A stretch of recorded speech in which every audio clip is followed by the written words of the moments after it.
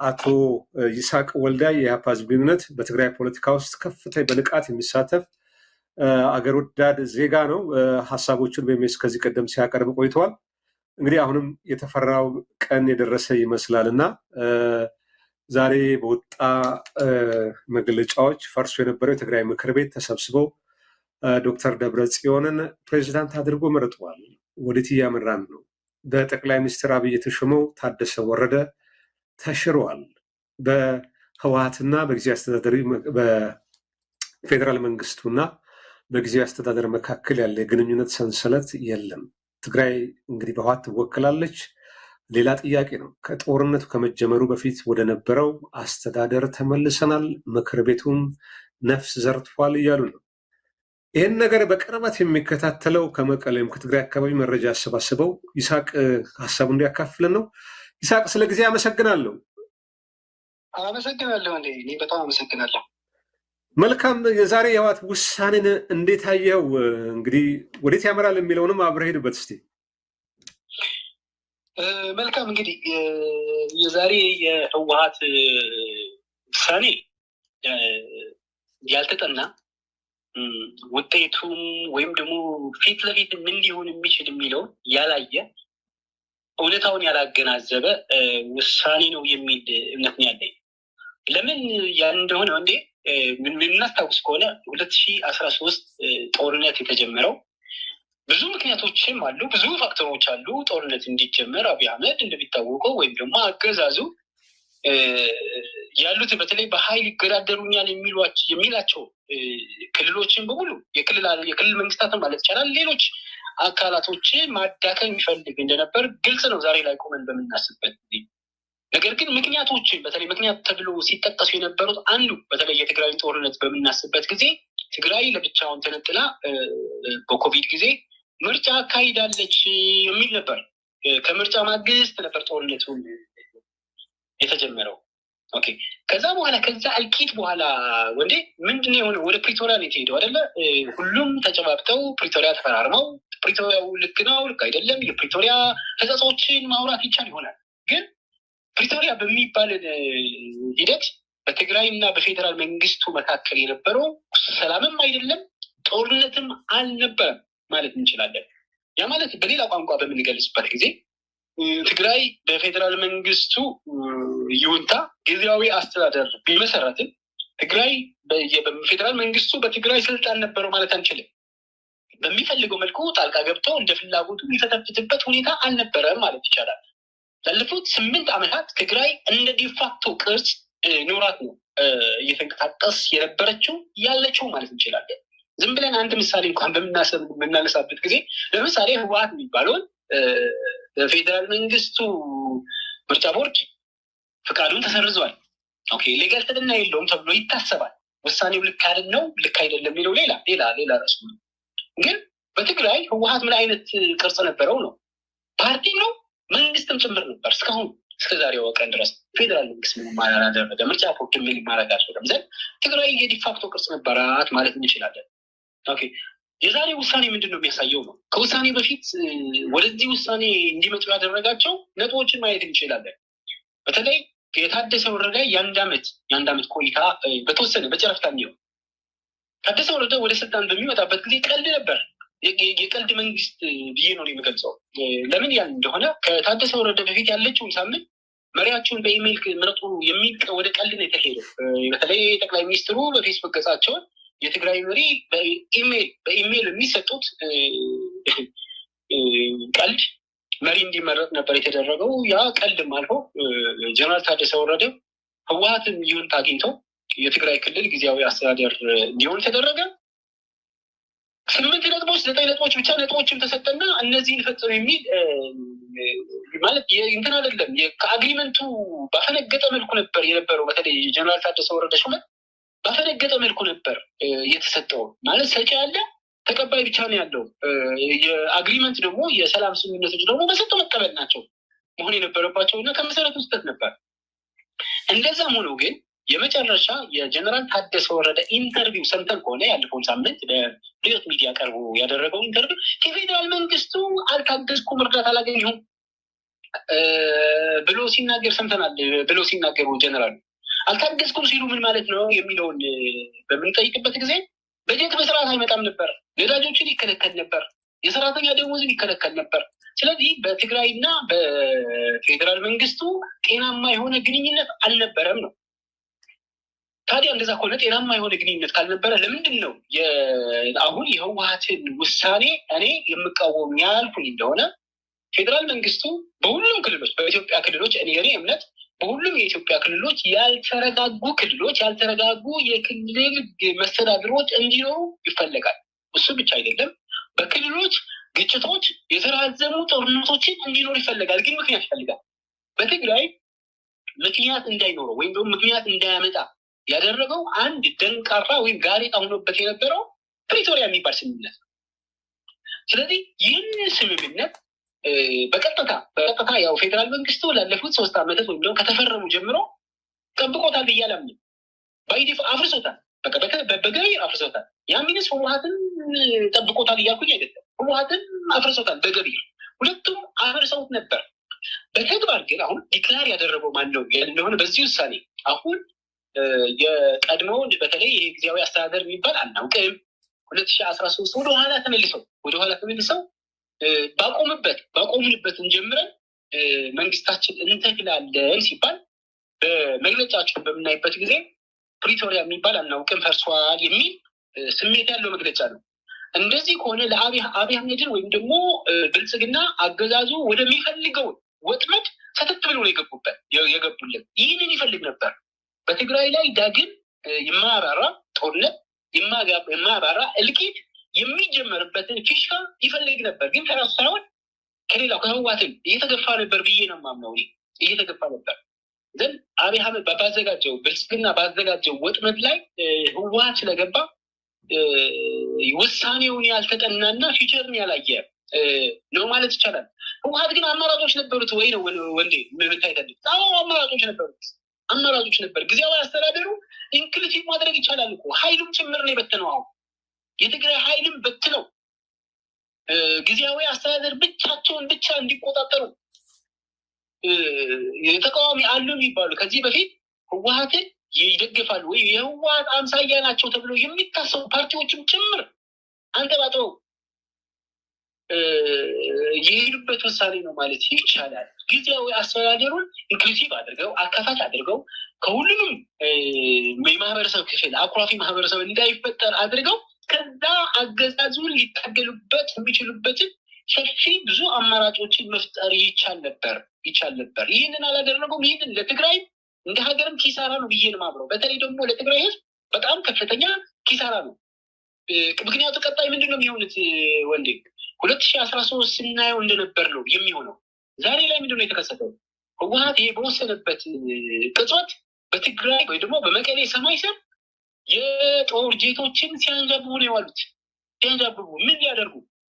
ግልጽ እኮ ነው። ነገ ምንድን ነው የሚሆነው የሚለውን በምናይበት ጊዜ በጣም ግልጽ ነው። ዘንድ የህወሓት ውሳኔ ለአገዛዙ የጥፋት ወጥመድ የተጋለጠ ውሳኔ ነው ማለት ይቻላል። ምክንያቱም ሊኖራቸው ይችል አሁን ሊኖራቸው ይሆናል። ግን ምክንያቱ በቂ አይደለም። ህወሓት ራሱ ጻድቅ አይደለም። ለዚህ ሁሉ ማለት በዋናነት ተጠያቂ ህወሓት ነው። በተለይ በትግራይ ላይ ለተከሰቱ ሁኔታዎችን ለትግራይ በተለይ አሁናዊ ለትግራይ ብቸኛው አማራጭ ህወሓት ሊሆን አይችልም። የትግራይ ችግር አሁን በህወሓትና በህወሓት ብቻ ሊፈታ አይችልም። ዘን እነዚህን ሳያደርግ እነዚህን አማራጮችን ሳይጠቀም ብቻውን እንደዚህ አይነት አሁን በቃ የ2013 ጊዜያዊ አስተዳደር ምርጫን መሰረት አድርገን ሾመናል።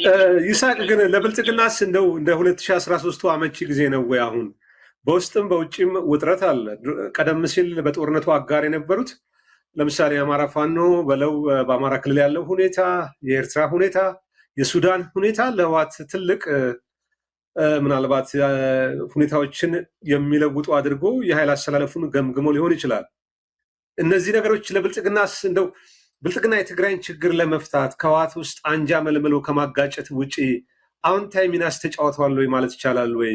ህወሓት አንደኛው ነው፣ የችግሩ መንስኤ ነው፣ የመፍትሄውም አካል እንዲሆን ማድረግ ይቻል ነበር የሚሉ ወገኖች አሉ። ግን የብልጽግና መንግስት የጠቅላይ ሚኒስትሩ አገዛዝ ግን በህወሓት መቃብር ላይ አዲስ ምስለኔ ለጠቅላይ ሚኒስትሩ ተላላኪ የሆነ ምስለኔ ካላቆመ በትግራይ ውስጥ የተረጋጋ ፖለቲካ አይመጣም የሚሉ ወገኖች አሉ እና ይህን ትጋራለህ?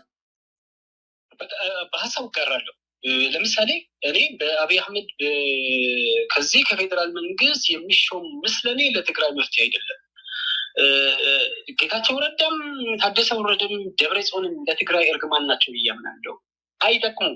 በአብይ የተሾመን በዛ በህወሓት በኩል ምክንያቱ የ30 ዓመት በትግራይ ውስጥ ያለው መዓት በሙሉ ጠማቂዎች እነዚህ ናቸው ብዬ ስለማመን ወደ ጥያቄም ስመጣለ በተለይ አሁን እንደ 2013 ሲሆን አይሆንለትም። ምንም ጥያቄ የለው። የትግራይ ህዝብ እኔ ህወሓትን አይደለም እያልኩ ያለሁት አሁን የትግራይ ህዝብ አሁን እንደ 2013 በአማራ ሲጅ አይሆንም፣ አይከበብም። ይሄ አስረግጬ መናገር ስለሚችል ነው፣ ቀርብም ስለሆንኩ ይሄ አይደረግም፣ አሁን አይደረግም። ግን በጣም ትልቅ ችግር በእጁ ያሉት ግን መሰረታዊ ነገሮችን ግን አብይ አህመድ ማድረግ ይችላል። ብልጽግና ማድረግ ይችላል። አገዛዙ ማድረግ ይችላል። ለምሳሌ ባንክ ይዘጋል። ከእስከ በተለይ ከትግራይ ወደ መሀል ሀገር የሚደረጉ በረራዎችን በሙሉ ይዘጋል። በጀት ያቆማል። የባንክ እንቅስቃሴ በሙሉ ይዘጋቸዋል። እነዚህ በማድረግ የትግራይ ህዝብ ግን ይወዳል። የህወሓት ውሳኔ ይህን በተለይ ይህ ውሳኔውን በእነዚህ መልኩ ይጎዳዋል ነው። እነዚህ ማድረግ ለትግራይ ህዝብ ምን ያህል ሊጎዳው ማለት የባንክ እንቅስቃሴ ከተዘጋ፣ በጀት ከቆመ፣ የባንክ እንቅስቃሴ ከቆመ ጉዳቱ ቀላል አይደለም ነው። ጉዳቱ ከባድ ነው። ግን በቀላሉ አሁን እንደ 2013 ጦርነትን ለኩሶ በአሸናፊነትን የሚቋጭበት ነገር ግን አይኖርም። የተራዘመ ጦርነት ይኖራል። የተራዘመ ግጭቶች ይኖራሉ። የሚቋጭ አይደለም ነው። አቤት ዝም ብሎ አገዛዙ ሂዶ ትግራይ በቃ ማለት ህወሓቶች እንዲህ ስለወሰኑ ተብሎ ጦርነት ከፍቶ በአንድ ሂዶ ትግራይ ሊቆጣጠርበት የሚችል ቁመና ላይ አይደለም። ይሄ መሬት ላይ ተሞክሮም ስላየ ነው ማለት ነው። ግን ባልኩ መሰረት ግን በትግራይ ላይ ግን በደል ያደርሳል።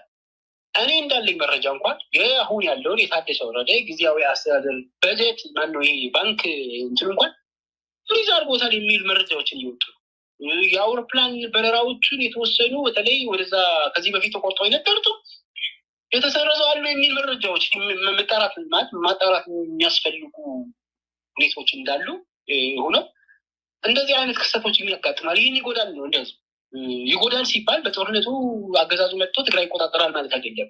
ያልኩ በእጅ ያሉት ማድረግ የሚገባቸው እነዚህ ከጦርነቱ በፊት በተለይ ህወሓት ከመወሰኑ በፊትም ወንዴ ሲያደርጋቸው ነበር። ፌዴራል መንግስት ወደ ትግራይ የሚገቡ ነዳጆች በሙሉ ሲከለክል ነበር። ሲከለክል ነገር ብቻ ሲያቋርጥም ነበር። እሱ ብቻ አይደለም፣ በጀትን በሰዓቱ አይልክም፣ ፕላስ ደግሞ ያቋርጥ ነበር። የሲቪል ሰርቫንቱ ደሞዝም ያቋረጠም ነበር። እስካሁን እስከ ቅርብ ጊዜ ጀነራል ታደሰ ወረደ በቅርቡ በሚዲያ ያደረጉት ኢንተርቪው እሱ ስለሚያሳይ፣ ስለዚህ እነዚህም ግን በረገጥ ባለ መልኩ ያስቀጥላቸዋል ማለት ነው። በጀት አይኖርም፣ ነዳጅ አይኖርም፣ መብራት አይኖርም፣ ስልክ አይኖርም፣ በረራዎችን አይኖርም። እነዚህ ለትግራይ ይጎዳሉ። በዚህ መልኩ ፌዴራል መንግስቱ ወይም አገዛዙ ትግራይ ሊጎዳ ይችላል የሚል ትግራይም ብቻ ይጎዳል። ግን የትግራይ ጉዳት እኮ ኢትዮጵያም ጉዳት ነው። አማራ ክልል ፋኖ ያለች፣ በኦሮሚያ የኦሮሞ ነጻነት ሰራዊት አለ። ምናልባት የአብይ አገዛዝ የትግራይን ህዝብ እንደ ሂውማን ሼልድ ሰብአዊ ጋሻ አድርጎ ህዝቡን በዚህ መልኩ አሁን ባንክ እንዳልከው ባንክን ፍሪዝ አድርጎ ነዳጅ ከልክሎ የፌዴራል መንግስት ባጀት አቁሞ መቅጣት የሚችልበት አሰራር አለ ወይ? ይህንንስ እንደው የሚታገስ እንደው ምናልባት የትግራይ ብቻ ሳይሆን ሌላው ማህበረሰብ ዝም ብሎ ያያሉ ወይ? ቀደም ሲል እንደነበሩት ጊዜ እንደው ቀጣይ መጪው ጊዜ አስፈሪ ነው። ግን ቀጣይ በፌዴራል መንግስቱና በህወሓት መካከል ያለው ግንኙነት በምን ሊፈታ ይችላል? ህወሓት አልንበረከክም ብለዋል። የፌዴራል መንግስት ደግሞ ካልተንበረከክ ይሄን ቅድም ያልካቸውን ችግሮች ይፈጥራለሁ ያለ ነው። ድሮንና ጀት ከመጠቀም ውጭ ምናልባት በእግረኛ ይገባል የሚለው እኔም ሁኔታዎች አመቺ አይመስልኝም እና እንደው ቀጣይ ሁኔታው ችግሩ በምን ሊፈታ ይችላሉ? የመጨረሻ የመውጫ እንደው መልእክትም ካለ ሰሚ ከተገኘ ማለት ነው፣ ከሀገር ውስጥም ከሀገር ውጭም። መልካም እንግዲህ በተለይ ቅድም ለመጠቃቀስ እንደሞከርከው የትግራይ ህዝብ ችግር የሁሉም ችግር ነው። የአማራ ህዝብ ችግር ነው። የኦሮሞ ህዝብ ችግር ነው። የቤንሻንጉል ችግር ነው። እንደ ሀገር ነው ችግር ያለ ነው። የአንዱ ችግር ለምሳሌ በአማራ ክልል ያለውን ችግር እንደ ችግር ወስደን ካልታገል ነው፣ በትግራይ ያለውን ችግር ሁሉንም ኢትዮጵያዊ እንደ ችግር አድርጎ ካልታገለው እንደ ሀገር የምናመጣው ለውጥ የለም። እንደዛ አይነት ስሜቶችን ተገብቷል የሚል እምነት አለኝ። በተለይ አሁን እንደ በፊት በአገዛዙ ፕሮፓጋንዳ የሚታለል ማህበረሰብ የሚሸወድ ማህበረሰብ አለ ብዬ አላምንም። ከትናንትና በበለጠ አገዛዙ በደንብ አድርጎ የተረዱበት ሁኔታ ነው ያለው። ነገሮችን የተወሳሰቡና አስፈሪ ናቸው። በተለይ ቅጽበታቸው ተለዋዋጭም ተገማችም ተገማችም ጭምር ናቸው የሚሆኑ በሂደት የሚከሰቱትን ክስተት እያየን ትንታኔዎችን መስጠት እንችል ይሆናል። ፊቸራቸውን ማየት እንችል ይሆናል።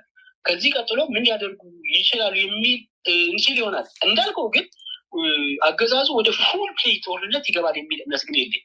ምክንያቱ ካል አቅም ስለሌለው ይህን ያደርጋል ወደዚህ ይሄዳል የሚል እምነት የለኝም። እኔ አያደርገውም የሚል እምነት ያለኝ ቅድም ለመግለጽ እንደሞከርኩት ግን ዛሬም ሲያደርገው ነበር ጦር ጄቶችን ማንዣበብ እነዚህ ሲጆችን ላለፉት 8 ዓመታት ሲያደርጋቸው ሲጆችን ግን በጠነከረ መልኩ ሊያደርገው ይችላል ነው።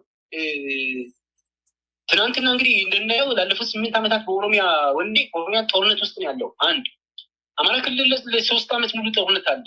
2 ትግራይ ክልል እንግዲህ አሁን እንደገና እንደ አዲስ የነበረውን ጦርነት እናውቃለን፣ የነበረውን እልቂት እናውቃለን። እንደ አዲስ ጦርነት ለመክፈት ዝግጅት ላይ ነው ያለው። ቤንሻንጉል ፉል በሚባል ደረጃ ሙሉ በሚባል ደረጃ ያልተረጋጋ ክልል ነው።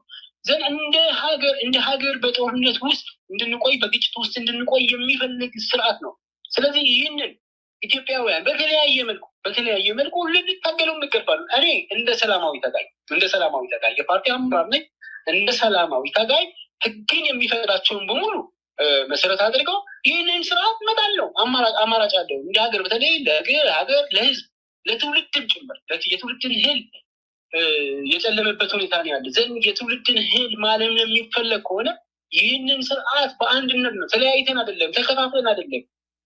አገዛዙ እያደረገ ያለው ትንንሽ አጀንዳዎችን በመወርወር ህዝብ እርስ በርሱ እንዲጋጭ በዛ አጀንዳዎችን እየተወራወረ እንዲቆይ ነው እየተደረገ ያለው። ይህንን አጀንዳ እንተዋቸው። መጀመሪያ ማዳን የሚገባን ሀገር አለን። በትንሽ አጀንዳዎችን እርስ በራሳችን እየተናቆር ትልቁ ሀገር እንዳናጣ መጀመሪያ ሀገራችን እናድን የሚል መልእክት ያለኝ። ወንድ በጣም አመሰግናለሁ አቶ ይስሐቅ ወልዳይ በዚህ ጉዳይ ቀርበ ለሰጠው አስተያየት በተመልካች ስም ከልብ ነው የማመሰግነው። እኔም አመሰግናለሁ። ቴንኪው